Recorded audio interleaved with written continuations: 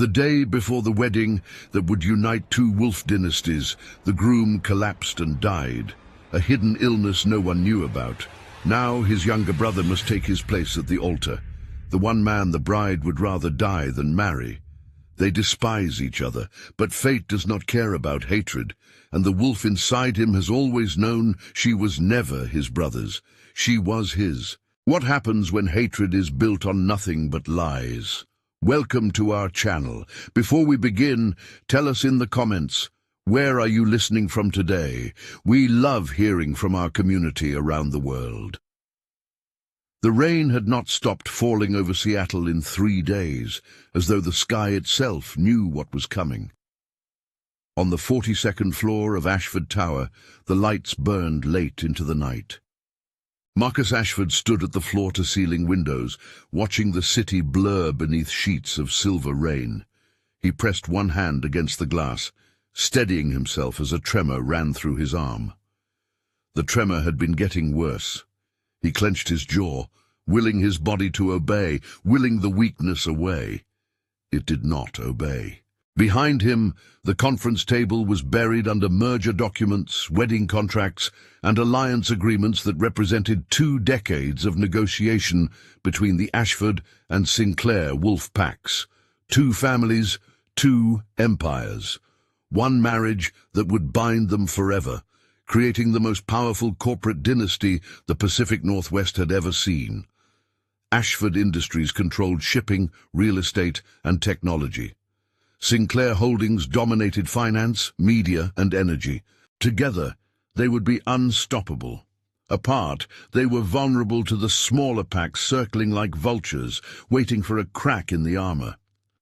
Marcus understood the stakes better than anyone. He had been groomed for this since birth. Alpha of the Ashford Pack, CEO of Ashford Industries, the heir who would marry Alara Sinclair, merge the bloodlines, and produce the next generation of leaders. He had accepted it. He had even grown fond of Alara over the years of formal dinners and carefully orchestrated meetings. She was beautiful, intelligent, and carried herself with a quiet dignity that commanded respect. But he had never told her the truth. He had never told anyone. The illness had begun 2 years ago.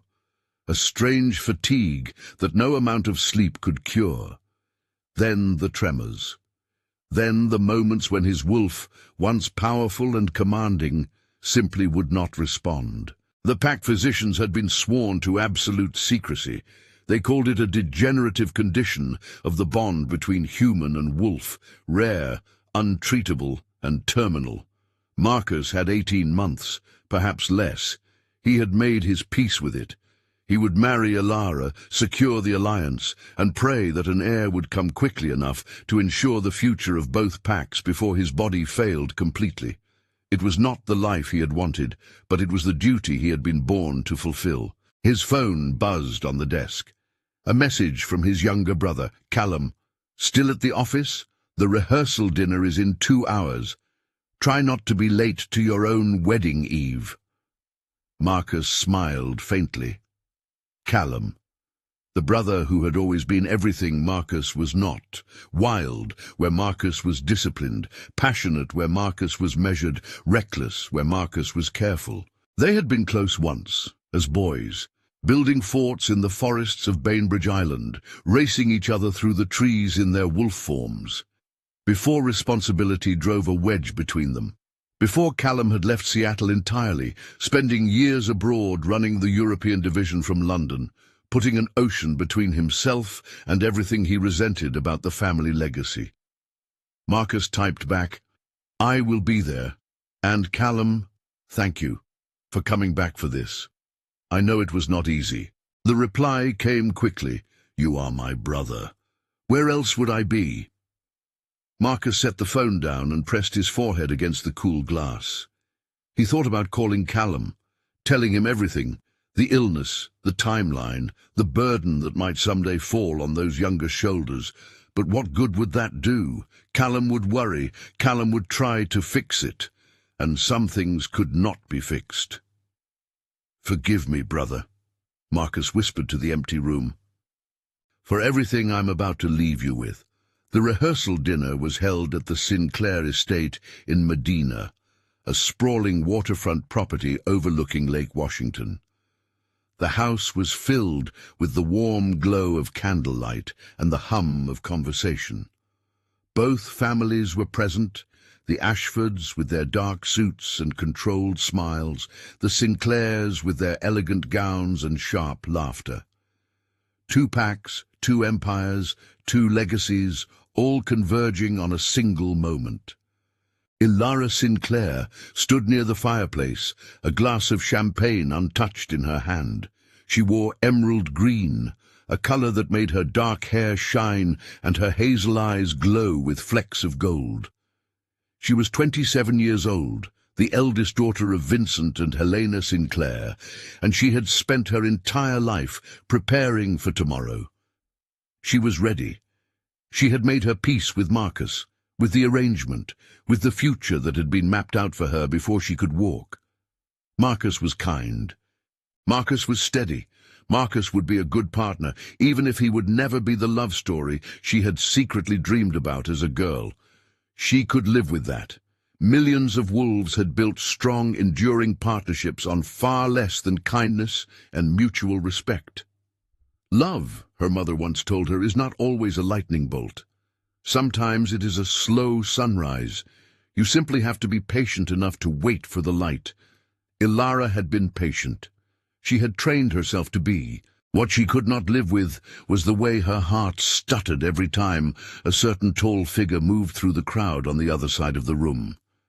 Callum Ashford. He stood with a group of cousins, his dark hair slightly too long, his jaw shadowed with stubble that no amount of formal attire could civilize. He wore his suit like armor, his shoulders tense, his smile never quite reaching his steel-grey eyes. He had arrived from London that morning, and the energy in the room had shifted the moment he walked through the door. The Sinclairs watched him with curiosity. The Ashfords watched him with caution, and Ilara watched him with something she refused to name. She had not spoken to Callum Ashford in 7 years. Not since the summer she was 20 and he was 21, when everything between them had shattered so completely. She still felt the edges of those broken pieces when she let her guard down.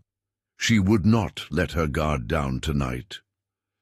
"You are staring," her younger sister Nadia murmured beside her. "I am not." "You are," and he noticed. Ilara turned away sharply, raising her champagne to her lips without drinking. Across the room, she felt Callum's gaze on her like a physical weight, like heat from a fire she had no intention of standing near. "He looks different," Nadia observed. "Older, harder." "I had not noticed." "Ilara, you are a terrible liar. And you are a terrible sister. Go bother someone else." Nadia laughed softly but did not leave. Tomorrow she would marry his brother. That was the plan. That was the duty. That was the only thing that mattered. But when Marcus rose to give a toast and stumbled, catching himself on the edge of the table with a hand that shook visibly, Ilara saw something flash across Callum's face. Not surprise, recognition. And in that single moment, a cold thread of dread wound its way through her chest. Something was very, very wrong. Later that evening, as the dinner wound down and guests migrated to the terrace for nightcaps, Ilara found herself standing alone by the garden wall, watching the moonlight paint silver ripples across the lake. The air smelled of cedar and salt water, and something else, something warm and wild that she could not identify, but that made her pulse quicken. "You always did love looking at the water." His voice came from behind her, low and careful, and every muscle in her body went rigid. She did not turn around. "Are you following me, Callum? I was looking for some air. You happened to be standing in the only quiet corner of this entire estate." "Then I will move. You do not have to move. I am not here to start a fight." She finally turned. In the moonlight his features were sharper, the boy she remembered replaced by angles and shadows, and a weariness that sat heavy on his shoulders. He looked like a man who carried things he never spoke about, "How is London?" she asked, because silence felt more dangerous than conversation. "Rainy, crowded, far enough." "Far enough from what?" He held her gaze. "From everything I was not brave enough to face." The honesty of the answer caught her off guard. Before she could respond, Helena called from the terrace, beckoning Ilara inside for the final toast, and the moment dissolved like mist over the lake. But Ilara carried the weight of those words all the way to her bedroom. Far enough from everything I was not brave enough to face. What did that mean? And why did it sound like a confession? She told herself it did not matter.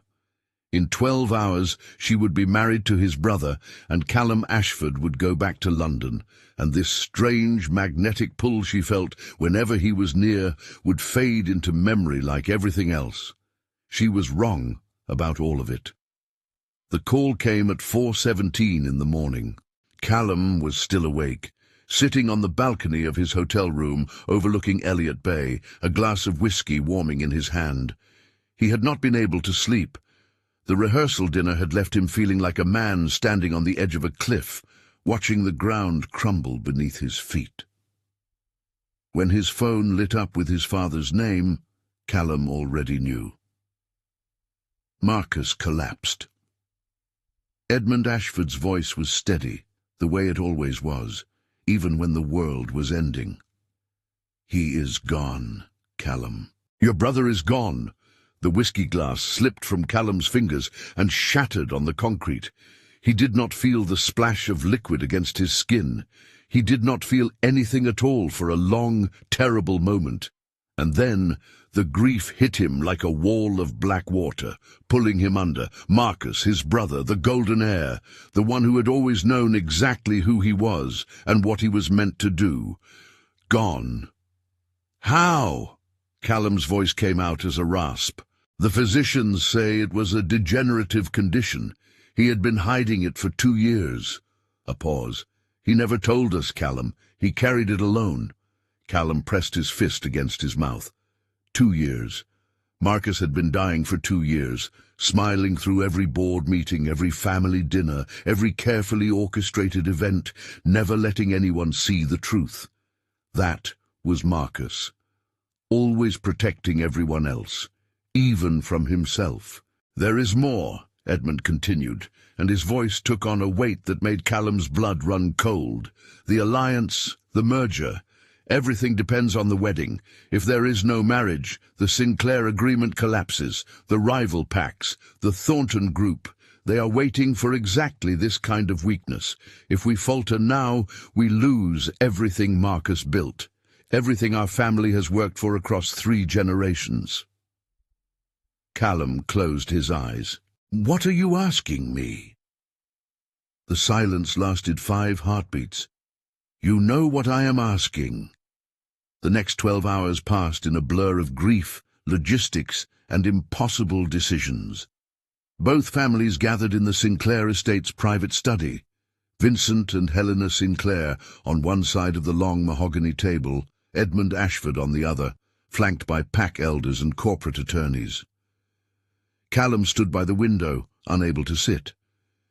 His wolf paced inside him, restless and raw with loss. "The contract specifies a union between the Ashford and Sinclair bloodlines," one of the attorneys explained. "It does not specify which Ashford heir. If Callum assumes the position of alpha and agrees to the marriage, the terms remain valid." "And if he does not?" Vincent Sinclair asked. "Then the alliance dissolves, the merger falls apart. Both companies become vulnerable to hostile acquisition. Over 6,000 employees across both organizations would face an uncertain future." Ilara stood in the doorway listening to strangers discuss her future as though she were a clause in a contract. She had grieved for Marcus, not as a lover, but as a friend, as a partner she had grown to respect. His death was a tragedy she had not seen coming, but the grief was quickly being consumed by something else entirely. "No." The word cut through the room like a blade. Every head turned toward Ilara. "Absolutely not. I agreed to marry Marcus. I did not agree to marry Callum Ashford. Callum turned from the window. Their eyes met, and the room crackled with a tension that had nothing to do with business contracts. 7 years of silence, 7 years of carefully maintained distance. And now this. "Believe me," Callum said, his voice low and rough, "this is not my idea of a good time either." "Then refuse," Ilara shot back. "I cannot refuse, and neither can you. Not if you care about your family's future. Not if you care about every person employed by both companies. Not if you care about the Pax. Do not lecture me about caring. You are the one who ran away to London and left your brother to carry everything alone." The words landed like a slap. Something dangerous flickered in his grey eyes. "You do not know anything about why I left. I know enough." "You know nothing, Ilara." The room had gone deathly quiet. Helena Sinclair spoke softly. "Ilara, sweetheart, this is bigger than personal feelings. This is about survival." "Your mother is right," Vincent added. "The Thornton wolves have been circling for years.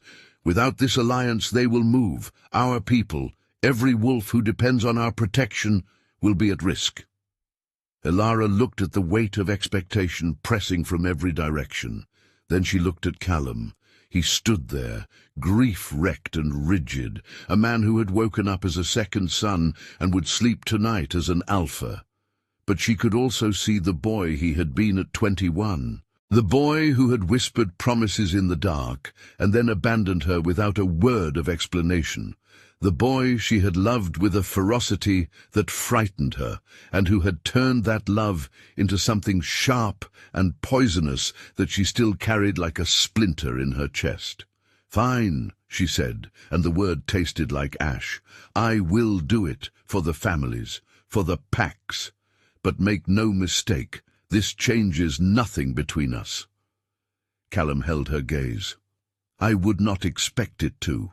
These, they stood on opposite sides of the room, enemies bound by duty, and neither noticed the way their wolves stirred at the sound of each other's voice. A quiet, insistent pull that neither was ready to acknowledge. But the mate bond was already waking, and once it begins to stir, there is nothing in this world powerful enough to stop it. 7 years earlier, Ilara Sinclair had been 20 years old and hopelessly, recklessly, terrifyingly in love with Callum Ashford. It began the summer both families vacationed at the Sinclair cabin on Orcas Island. The adults spent their days on conference calls and merger negotiations. The younger generation was left to the forests and the shoreline, and it was there, beneath the ancient cedars that stretched toward the grey Pacific Northwest sky, that Ilara and Callum found each other. He was 21, tall, lean, and restless, with a laugh that came easily and eyes that saw everything. He was not like Marcus, who was careful and polished and always said the right thing. Callum said the wrong thing constantly. He argued with his father at dinner.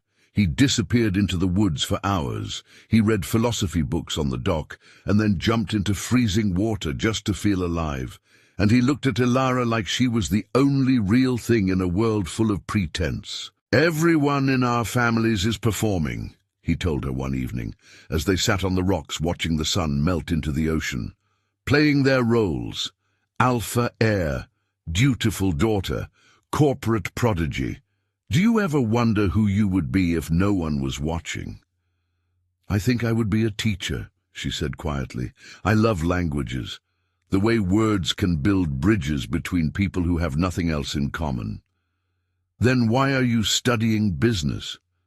"Because my father needs me in the company." He looked at her with no judgment, only understanding.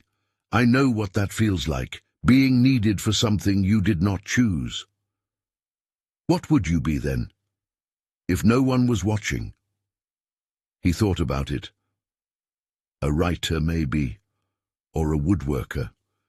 Something where I could build things with my hands and see the result at the end of the day. Something real." "You could still do that. And you could still teach." They smiled at each other, sharing the quiet comfort of impossible dreams, spoken aloud to someone safe enough to hold them. They spent 3 weeks together, 3 weeks of stolen conversations, midnight walks along the shoreline, and the slow, electric discovery of a connection that felt like nothing either of them had experienced before. He held her hand on the forest trail, and she felt it in every cell of her body.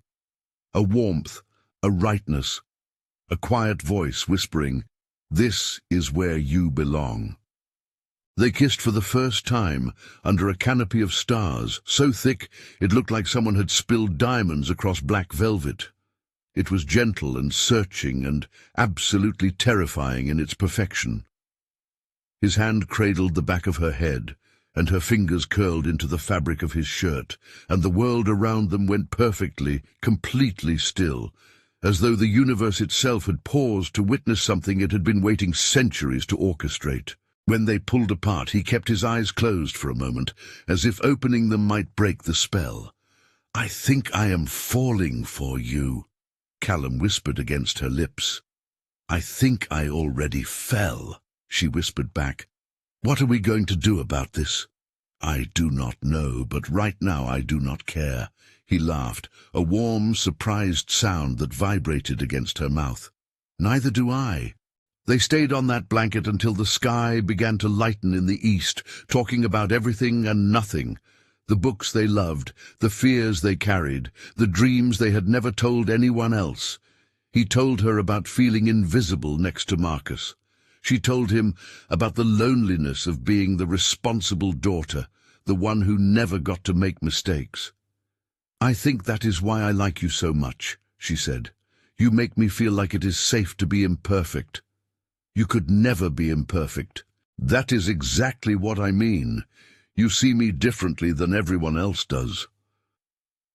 "Maybe I just see you clearly." She pressed her face against his shoulder and breathed him in.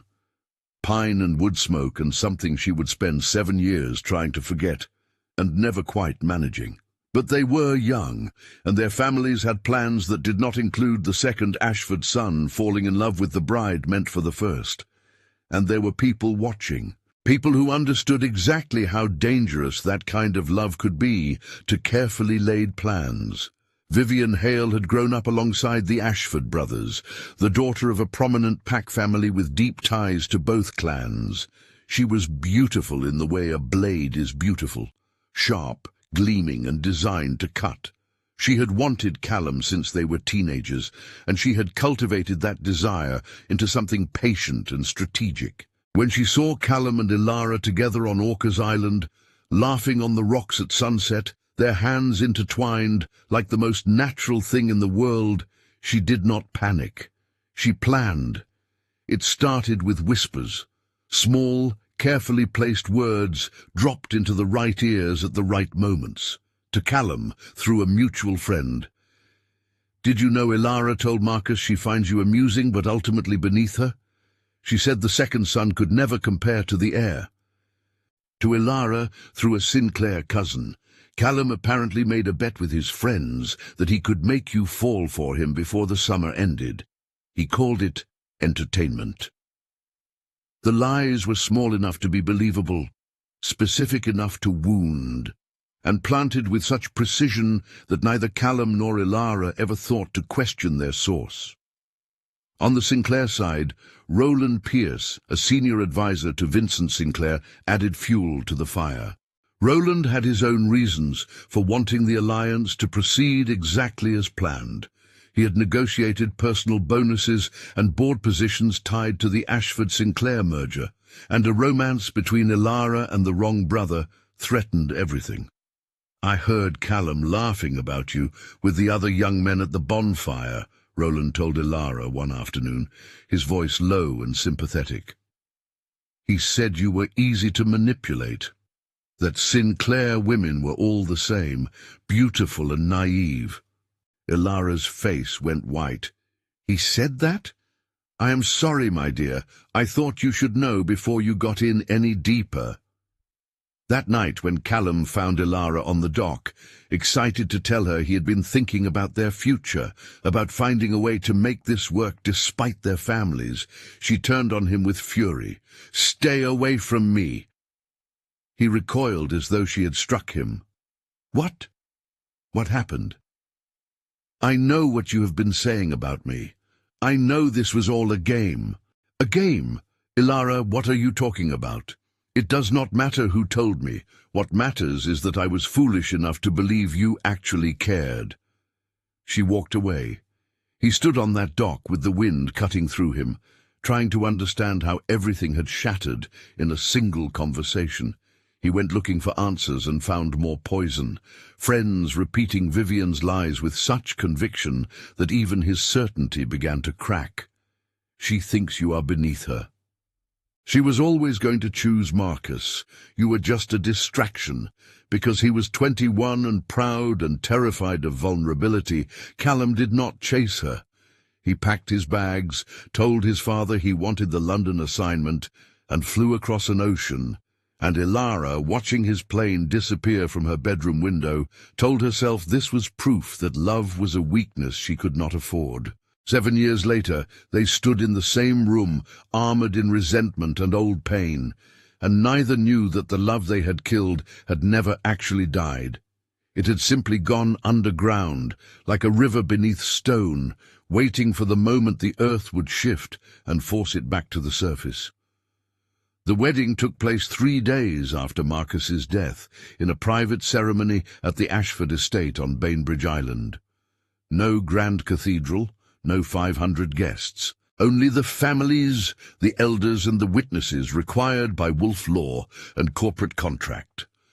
The morning was overcast. The Olympic Mountains were hidden behind grey cloud, and the waters of Puget Sound were dark and still. Ilara stood before the mirror in the bridal suite, wearing a gown she had chosen for a different groom, ivory silk, long sleeves that made her feel like she was wearing armor, her grandmother's pearls at her throat. She looked beautiful. She felt hollow. "You do not have to do this," Nadia said behind her. "Yes, I do. Every single person in our pack depends on this alliance. If I walk away because marrying Callum Ashford makes me uncomfortable, what kind of leader am I?" Nadia searched her face.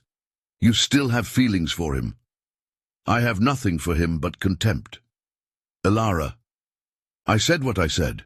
On the other side of the estate, Callum stood in his brother's study, a room that still smelled like Marcus's cologne, still had Marcus's coat on the chair.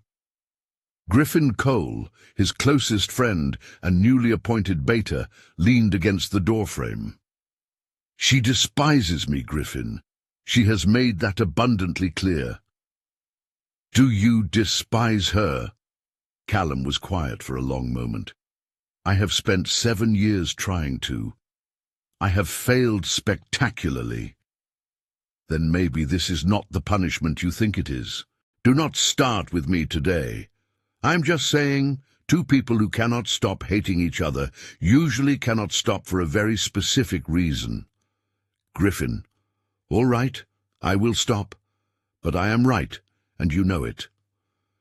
The ceremony was brief and precise. The officiant spoke of duty, of legacy, of the sacred bond between 2 families choosing to become one. Callum and Ilara stood facing each other before a simple altar decorated with white roses and cedar branches. Up close, he could see the tremor in her hands, the way she held her bouquet like a shield. She could see the redness around his eyes, the way his voice nearly broke when he said his vows. "I, Callum Ashford, take you, Ilara Sinclair, as my wife and partner. I vow to protect what we build together, to honor the sacrifice of those who came before us, and to carry this alliance forward with strength and integrity." His voice was steady. His eyes were not. "I, Ilara Sinclair, take you, Callum Ashford, as my husband and partner. I vow to uphold my family's commitment to this union, to work alongside you for the good of our people, and to fulfill my duty as this alliance demands." Not a single word about love. When the officiant said, "You may now kiss your bride," The room held its breath. He leaned in. His lips brushed hers, barely a touch, softer than a whisper, and the world detonated. It was not fireworks. It was an earthquake, deep and primal and terrifying. Something inside Callum roared to life with such force that his vision blurred. His wolf surged forward, pressing against his skin, howling a single word that echoed through every fibre of his being. "Mate!" He pulled back sharply. Ilara stared at him, her pupils blown wide with shock. She had felt it too, that impossible, undeniable pull. That recognition so deep it felt ancient. For one heartbeat, the hatred fell away, and they saw each other clearly, not as enemies. Two halves of something trying to become whole. Then her expression hardened, his jaw set. And they turned to face their families with smiles that did not reach their eyes. They danced a single waltz, his hand on her waist, her hand on his shoulder, bodies moving in perfect rhythm, while their eyes fought a war. "Smile," she murmured through clenched teeth. "Everyone is watching." "I am smiling. You look like you are attending a funeral." "I attended one 3 days ago," she faltered. His arm tightened, pulling her close to keep her from stumbling. For 1 second, his heartbeat thundered against her cheek, fast, desperate, matching hers exactly. She pushed away. He let her go. That night, they retired to opposite sides of the master suite and lay awake in the darkness, each burning with a truth they refused to speak aloud. The mate bond was real, and it was just getting started. The first morning as husband and wife began with the particular cruelty of proximity without permission. Callum woke on the sitting-room couch with a stiff neck and the scent of Ilara everywhere, vanilla and rain, and something wild that had seeped into the very walls of the penthouse. He could hear her moving in the bedroom, the soft rustle of fabric, the whisper of bare feet on hardwood, every sound amplified by his wolf, which pressed toward her with such desperate yearning that Callum had to grip the edge of the couch to steady himself. He made coffee. 2 cups, one for her, cream and no sugar, the way she had always taken it.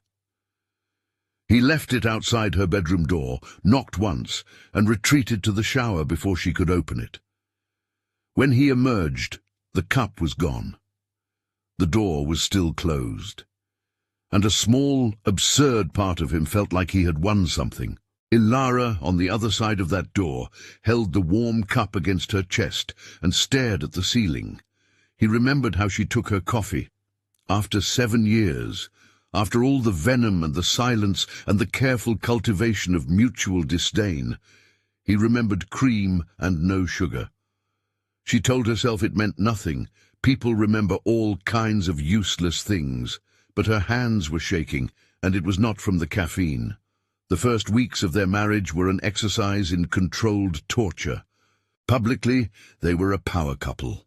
They arrived at Ashford Tower together every morning. They attended board meetings side by side. They hosted dinners and charmed rooms. The photographs showed an elegant couple at ease. No one saw what happened behind closed doors. They had divided the penthouse like a war zone. She had the master bedroom and the library. He had the guest room and the study. The kitchen was neutral territory, though they rarely occupied it at the same time. Callum's wolf was in agony, a constant ache that never quieted, never let him forget that his mate was 50 feet away and would not let him near her. The bond pulsed like a second heartbeat, pulling with force that bordered on physical pain. He had researched it. Unconsummated mate bonds grow stronger over time. The pull would intensify. If ignored long enough, the bond could cause genuine suffering, anxiety, insomnia, pain that no medicine could touch. But he would not pressure her. Whatever happened would be on her terms or not at all. The problem was the public performances. Every touch was a test. Every stolen glance was a battle. At a corporate luncheon, a junior executive made a dismissive comment about Ilara's qualifications. Before she could respond, Callum turned to the man with eyes that flashed amber. My wife graduated top of her class from Wharton, restructured Sinclair Holdings' entire Asian portfolio before she was 25, and speaks 4 languages fluently. If anyone at this table has not earned their position, I assure you, it is not her." The table went silent. Later, in the car, Ilara said, "You did not need to do that. He was disrespectful. I can handle disrespect." "I know you can. That does not mean you should have to." Indeed, she turned to the window, so he would not see the war on her face. The boy from Orcas Island had surfaced in this man she was supposed to hate, and it frightened her more than any boardroom battle. Then there were the accidental touches, fingers brushing over documents, electricity racing through both of them. The evening she found him asleep over financial reports and stood in the doorway watching the tension leave his face in sleep, feeling something crack inside her chest, a wall developing a fracture she could not repair. There were the nightmares. She heard him through the walls some nights, restless sounds, broken words, his brother's name spoken in grief. Her wolf whimpered to go to him, while pride held her in place like chains.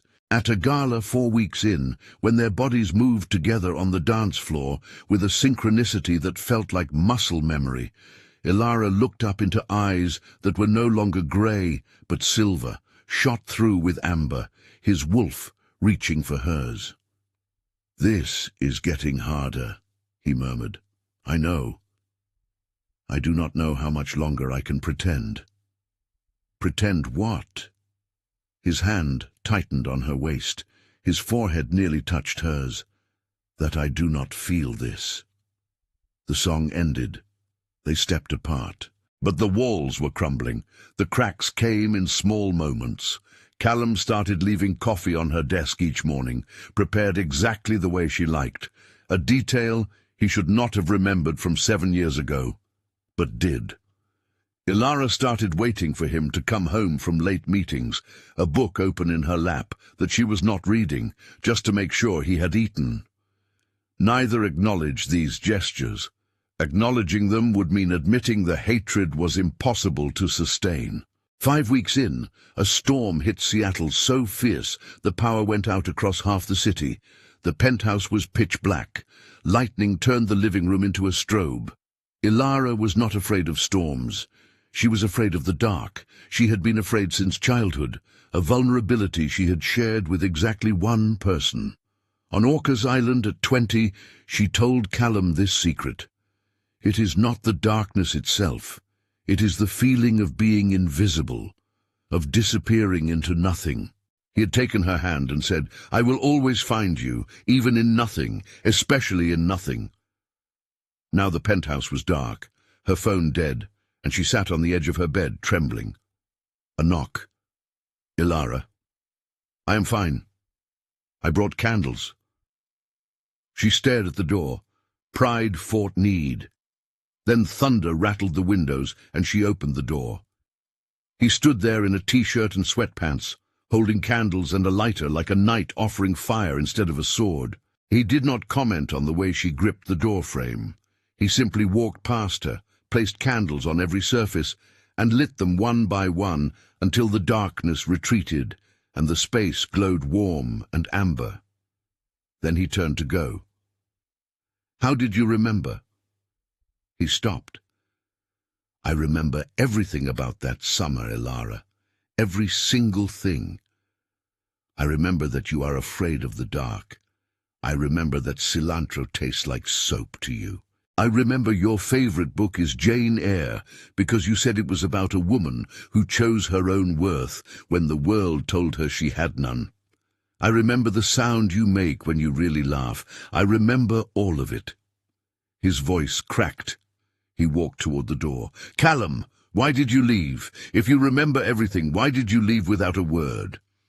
He turned slowly. In the candlelight, his face was all shadows and old pain. "Because they told me you said I was beneath you, that I was entertainment, that you would always choose Marcus because he was the heir and I was nothing. I never said that. I know that now. but I believed it because it confirmed every fear I already had, that I would never be enough, that I would always be the lesser brother.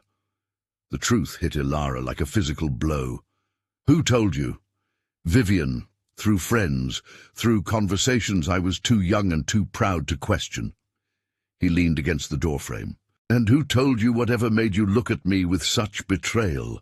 Roland Pierce, my father's advisor. He told me you were laughing about me, that you called me naive, that it was a bet. The silence was enormous. 7 years of hatred, built on nothing but the calculated cruelty of people with their own agendas. We were fools, Callum said. We were children. Children who should have talked to each other instead of listening to everyone else. Do you still hate me? No, I stopped hating you approximately 4 hours after I started. I just did not know what to do with everything that was left. Ilara wiped her eyes. Stay. Not like that. Just, the candles will burn down eventually, and I do not want to be alone in the dark. He walked to the armchair, sat down, and stretched his legs out. I will stay as long as you need. She lay down and pulled the blanket up.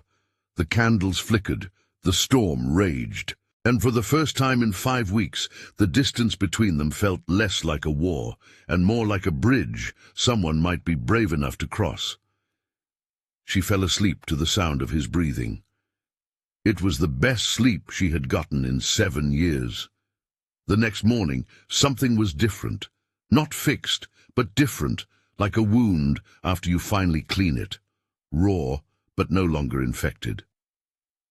When Callum left coffee on her desk, Ilara looked up and said, "Thank you." 2 words she had not spoken since their wedding. He nodded, and the ghost of a smile touched his lips. Griffin brought the first thread. When Callum mentioned Roland Pierce, his beta's instincts fired. Roland's financials do not match his salary. Shell companies, offshore accounts, they all trace to one common source, the Thornton Group. Roland Pierce, trusted advisor to the Sinclairs for 20 years, had been working with the rival pack all along. His manipulation 7 years ago was not about protecting the alliance, it was about weakening it. A fractured bond between the younger generation meant more vulnerability for the Thorntons to exploit. Ilara called an old friend from Orcas Island. Vivian told me you were going to break Callum's heart, that you told your cousins he was just a summer distraction. I never said those things, not once. Vivian lied. That evening, Callum and Ilara sat together in the kitchen, a first. Neutral territory, finally claimed. They pieced together a timeline of deception spanning a decade. Roland has been funneling Sinclair intelligence to the Thorntons since before we were born, Callum said. He was positioned inside your family to prevent any alliance that would make us too strong. And Vivian's family has financial ties to Thornton subsidiaries. She was motivated by obsession, but useful to people with larger goals. Ilara stared at the documents. 7 years. They stole 7 years from us. Callum reached across and took her hand. The mate bond flared so intensely the candles flickered. You are not alone in this. Whatever happens, I am here. This is our fight now. She looked at their joined hands. His thumb traced circles on her palm, and she was not pulling away. When did you stop being the enemy? He smiled, a real smile, the first in 7 years. I was never the enemy. I was just the fool too afraid to fight for the truth. She felt her eyes sting. We wasted so much time. Then let us not waste any more. What does that mean? It means whatever you want it to mean, Ilara. I am not going to push you. I am not going to use the bond or the contract or anything else as leverage. But I am also done pretending I feel nothing. I am done performing hatred. I stopped feeling the moment I heard your voice again in that study. Callum, you do not have to say anything right now. I am just telling you where I stand. I'm right here, and I'm not going anywhere, Not this time. She looked at him for a long time. The kitchen was quiet except for the hum of the refrigerator and the distant sound of rain against glass.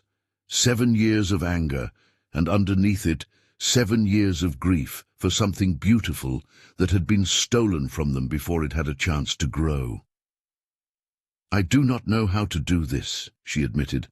"I do not know how to go from hating you to whatever this is." "Neither do I. But I would rather figure it out together than spend another 7 years pretending we do not care. You are infuriating. So I have been told. And stubborn. A family trait. And you still leave your coffee cups everywhere." He laughed, a real startled laugh that broke through the tension like sunlight through clouds, and Ilara found herself smiling despite everything. Despite the pain and the confusion, and the terrifying vulnerability of letting someone back through a door she had bolted shut 7 years ago. "Okay," she said quietly. "Okay what?" "Okay, let us figure it out. Together." His eyes softened with something that looked dangerously like hope. "Together." They told Vincent Sinclair everything, the old alpha aged 10 years in an hour. "He nearly destroyed you both," Vincent whispered. "All those years of anger. That was his doing." "Partially," Ilara said, "but we should have trusted each other more than we trusted strangers." She glanced at Callum. The look between them was an unspoken promise. They would not make that mistake again. Vincent straightened. "Roland Pierce will answer for this." The hunt had begun, and for the first time, Callum and Ilara were not just partners in name. They were allies fighting on the same side. The bond grew stronger with every passing hour. It was a Tuesday, an ordinary Tuesday, 6 weeks into a marriage that grew warmer every day. Ilara was curled on the couch with wine and a novel. She had changed into soft grey sweats, hair loose. She looked impossibly beautiful, and Callum had to force himself not to stare. "There is pasta on the stove. I made too much." "You cooked?" "Do not sound so shocked. I'm a woman of many talents." He ate at the counter, watching her read. The council asked about the heir again. She set down her book, and I told them these things cannot be rushed. Diplomatic. It is what I do. She was quiet. They are right to ask. The contract requires a biological heir within 3 years, and consummating the marriage could complete the mate bond. I know. You have been very careful not to push. That is not my right. Most alphas would not see it that way. I am not most alphas. She studied him in the lamplight. Open, tired, painfully honest. "Come sit with me." He sat on the opposite end of the couch. "Closer!" He moved until their shoulders nearly touched. "This thing between us is not going away." "No. And avoiding it feels like holding back the tide." She turned to face him. "I need you to understand. I am not doing this because of the council or the contract. If this happens, it happens because I want it. Because despite every lie and wasted year, I cannot keep pretending that what I feel when I look at you is hatred. What do you feel? Like I am at the edge of something enormous. My wolf has known the answer since we met. My mind has been fighting it ever since." She placed her hand on his chest, over his heart. The bond surged, warmth and recognition making them both gasp. "Your heart is racing. It has been racing since the day you walked back into my life." He cupped her face. "Tell me to stop, and I will stop. Right now. We go back to separate rooms, and I never mention this again. I do not want you to stop. I am tired of walls. I am tired of punishing both of us for lies other people told." He leaned his forehead against hers. "If we do this, the bond will complete. No going back. I know. You will feel everything I feel. I will not be able to hide from you." "Good. I am done with hiding." He pulled back just enough to look into her eyes. What she saw there made her chest ache. Love, desire, reverence, and a vulnerability so profound it took her breath away. "There is something I need to say to you, something I should have said 7 years ago, and every day since." "Then say it." "I am sorry. I am sorry I did not fight for us. I am sorry I believed lies instead of trusting what I knew in my heart was true. I am sorry I left without giving you the chance to explain. I was young and scared and too proud to be vulnerable, and because of that, I lost the most important person in my life. You deserved better than what I gave you, Ilara. You deserved someone who would have stayed." Tears were streaming down her face now, but she was smiling through them. "And I am sorry I did not come after you. I am sorry I chose anger over understanding. I am sorry I let other people's words carry more weight than what I had seen with my own eyes and felt with my own heart. Then we are both sorry, and we are both done being sorry." "I have loved you since I was 21, he said. "Through every year of distance, every lie I told myself, I have loved you, Ilara, through all of it." A tear slid down her cheek. "I have loved you too, even when I thought I hated you, especially then." He kissed her. Not the performance at their wedding. This kiss was consuming and honest and devastating in its tenderness. 7 years of longing and the promise that there would be no more running, and the mate bond completed. It was like sunrise inside their chests, golden warmth spreading outward, filling them with a wholeness so absolute they understood why the old wolves called it sacred. She could feel him, his grief, his hope, his consuming love. He could feel her courage, her resilience, her unbreakable spirit. "I feel you," she breathed. "I have been waiting my whole life to feel this."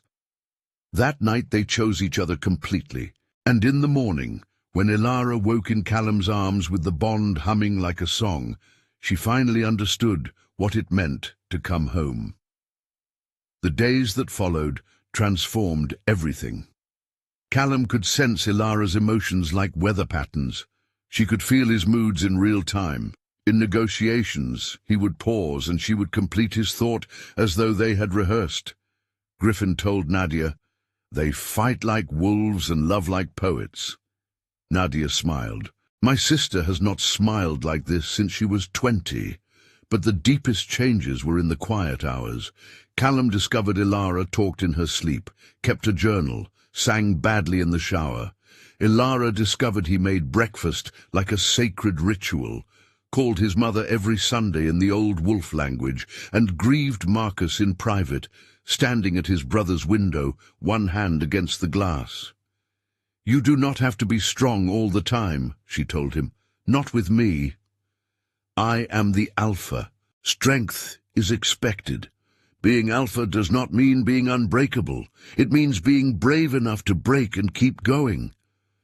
He looked at her with gratitude so raw it hurt. She crossed the room, wrapped her arms around him.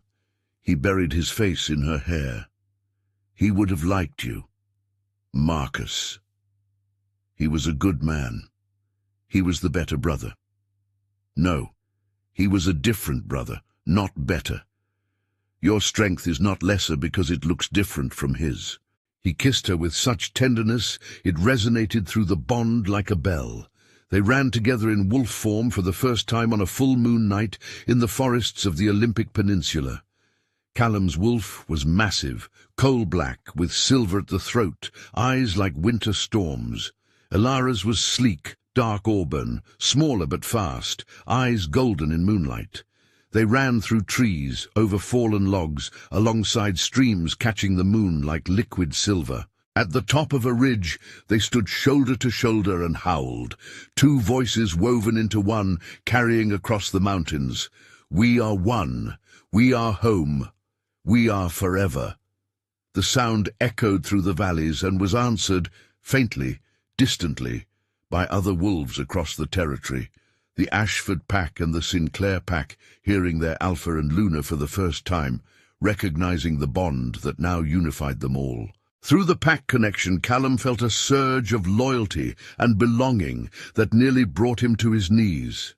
These were his people now, hers too, and together they would protect every single one of them, shifted back, breathless and exhilarated and laughing with a joy that felt almost childlike. Callum pulled her against him and spun her in his arms. "I love you, Ilara Ashford, more than I have words for." She laughed, face tipped toward stars, hair tangled with leaves. "I love you too. And I never want to stop saying it.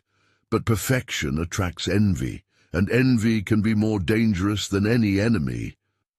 Vivian Hale had watched from the edges, counting the signs. The laugh at the charity gala, the finishing of sentences at board meetings, the photograph in the Seattle Times. They had bonded, truly, irreversibly. Everything Vivian had worked for was burning. Her first move was subtle, planting doubts at private dinners. Her second was proximity, always near Callum, helpful and beautiful. "You look tired. Is everything all right at home?" From exile, Roland Pierce reached out to the Thornton Group with elegant cruelty, fabricated emails suggesting intimate contact between Callum and Vivian, photographs manipulated with professional precision. The package arrived at Ilara's office on a Thursday morning. Inside, a typed note read, "You should know who your husband really is. Some wolves never change. They just learn to hide it better." Ilara's hands trembled as she spread the photographs across her desk. Callum and Vivian in what appeared to be a restaurant booth, his hand on her arm, their faces close. Callum and Vivian in a hotel lobby, his palm pressed against the small of her back, emails time-stamped during the weeks of their marriage. Flirtatious, intimate, making plans to meet. Her vision blurred, the room tilted. The mate bond screamed with confusion and pain. Through the bond, Callum felt a devastating spike of anguish. He staggered, grabbing his desk. He found her office locked. Through the bond, a woman trying not to cry. The door opened. She threw the contents at his chest. "Explain these. These are fabricated. I swear on my brother's memory, on the bond between us, I have never touched Vivienne." "How convenient. Feel me through the bond. You can tell if I'm lying." She could feel him. Terror, anguish, absolute sincerity, no deception. But the photographs looked so real, and the wounds of 7 years ago tore open. "I need time." "Ilara, that is exactly what they want." "I need time, Callum." She walked past him. The bond went quiet. The silence was the most painful thing either had ever felt. 3 days of her locked in the guest bedroom, 3 days of him sitting in the living room each night, staring at her door, his wolf howling inside. He did not push, he waited. But he was not idle. Griffin traced digital fingerprints to Thornton Group servers. A forensics team confirmed the photographs were composites. Pixel-level artifacts at the boundary regions where source images were merged. Nadia came to the penthouse. She sat with Ilara. "You know they are lies. The bond says he is telling the truth, but think logically. Who benefits? Who has the resources?" "I am not afraid of the lies. I am afraid of trust. If I trust completely, and I am wrong, I will not survive it." Nadia held her sister. "The bravest thing a person can do is trust again after being hurt, not because it is easy, but because building walls so high, no one can reach you. That is not living. That is surviving. I can feel him through the bond. Even now, he is in agony. There is not a single thread of deception." "Then what are you still doing in this room?" Ilara found him in the living room, unshaven, exhausted, forensics report on his laptop. "The photographs are fabricated. They trace back to the Thornton Group. I know. You know. I knew the moment I felt you through the bond. But I was afraid. Not of you. of how much it would hurt if I was wrong. She knelt before him. I'm sorry for shutting you out. I'm sorry for letting fear win. You have given me nothing but honesty, and I repaid you with silence. You had every right to be afraid. But I had a greater reason to be brave. You. This bond. I am not letting anyone take it away. Not Roland, not Vivian, not the Thorntons, and not my own fear. He pulled her into his arms. Through the bond, relief flooded like a dam breaking. I thought I was losing you. You will never lose me. Not again. Not ever. Promise me. Next time someone tries to get between us, we face it together. No closed doors. No silence. I promise. She pulled back. And promise me you will never stop being honest, even when the truth is hard. I would rather feel the pain of truth than the comfort of deception. I promise, on everything I am and everything I will ever be. They kissed, and the bond roared back to life with such force that the lights in the penthouse flickered. Not just a reconnection, a renewal, stronger than before, tempered by crisis and the choice to trust through fire. When they pulled apart, Ilara pressed her forehead against his and whispered, I read something once, that a bone that breaks and heals properly becomes stronger at the broken place than it ever was before. Is that what we are? A healed break? That is exactly what we are. And I do not think anything will ever break us again. If they try, then they will learn what happens when you underestimate a woman who has already lost everything once and chose to love again anyway. He smiled. There she is, the woman I fell in love with. She never left. She was just waiting for a reason to come back. He kissed her forehead, then her nose, then her lips. Gently, reverently, as though she was something precious that he could not believe was real. I will spend the rest of my life being that reason, he said. You already are. The reckoning came swiftly. Vivian, confronted with evidence, confessed. I loved him. I could not bear losing him to someone else. Ilara surprised everyone. Love does not manipulate. Love does not deceive or destroy. What you felt was possession, Vivian, and possession is not love, it is fear wearing a mask. Vivian was exiled from both territories. Ilara had advocated against anything harsher. Mercy is not weakness, she told Callum. It is the choice to break a cycle of cruelty rather than perpetuate it. You are remarkable. I am pragmatic. No, you are remarkable, and I am going to spend the rest of my life making sure you know it. Roland Pierce lost everything. The Thornton Group faced legal consequences that would take years to resolve. In the weeks that followed, Callum and Ilara rebuilt what had been damaged, not just the public trust, but the private architecture of their bond. They established new traditions. Sunday mornings became sacred. No phones, no emails, no business. Just the two of them in the kitchen, making breakfast together while music played softly in the background. Callum, true to his dream of building things with his hands, began crafting a wooden crib in the penthouse study, though neither of them knew yet how soon it would be needed. Ilara returned to something she had abandoned years ago, teaching.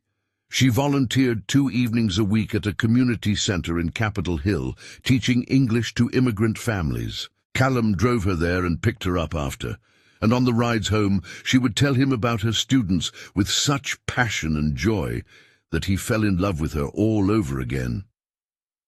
You light up when you talk about them, he told her one evening.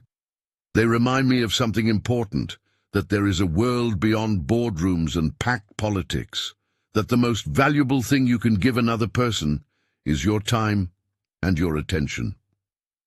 Your father might disagree. He would say the most valuable thing is a quarterly earnings report. She laughed. My father is learning. We all are.